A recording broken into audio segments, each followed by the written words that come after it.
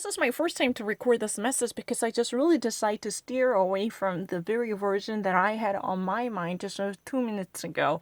I just really wanted to rectify the sentence because I decided to have a better sentence that I've never thought before.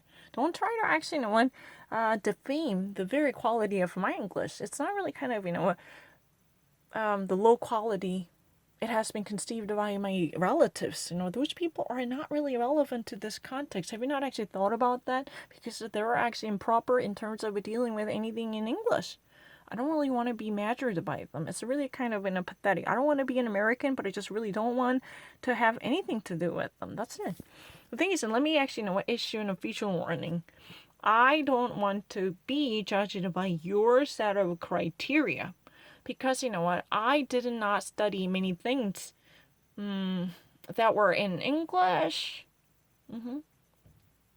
to be studied in Korean. That means I have never actually rigorously worked to keep up with the newly learned knowledge in English to be translated into Korean. That means when I actually acquired many things by attending school in the United States. But that does not mean I actually had any idea how those ideas should be called in Korean. But that's really the case. Because I was such an benighted and ignorant person who had no understanding of scientific terms that I have learned later, and I had no understanding of the philosophical or political jargons that I had obtained when I was attending school in the United States. This is really the case. I was such a negligent student who was constantly trying to play hooky or run away from the school. That was really the case. Or most of the times I actually spent sleeping in the class, so I had no idea how things should be called. But the thing is, people had a tendency to shame me by saying that you have already actually learned the things in English, but you did not remember it, or you do not actually recall them as of now because of your limited capacity. Excuse me, but I have never learned how those should be called in Korean. That was my first time I've ever actually imagined what I have already learned in the United States with those proper corresponding nouns in Korean. But do not actually dismiss the fact that it was not really the second time that I had to have in terms of perpetuating or cementing this memory. This is really pathetic.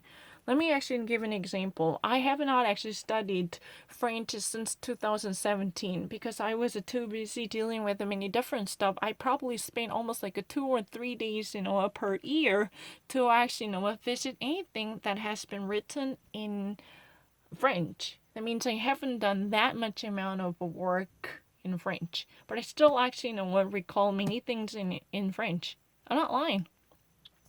I feel really bad because whenever I hear this type of unfounded and baseless underestimation of my intelligence by actually claiming that I had to actually cram and drum this knowledge into my brain by constantly rehashing the same issue over and over again until I would feel comfortable, but that's not necessarily the case.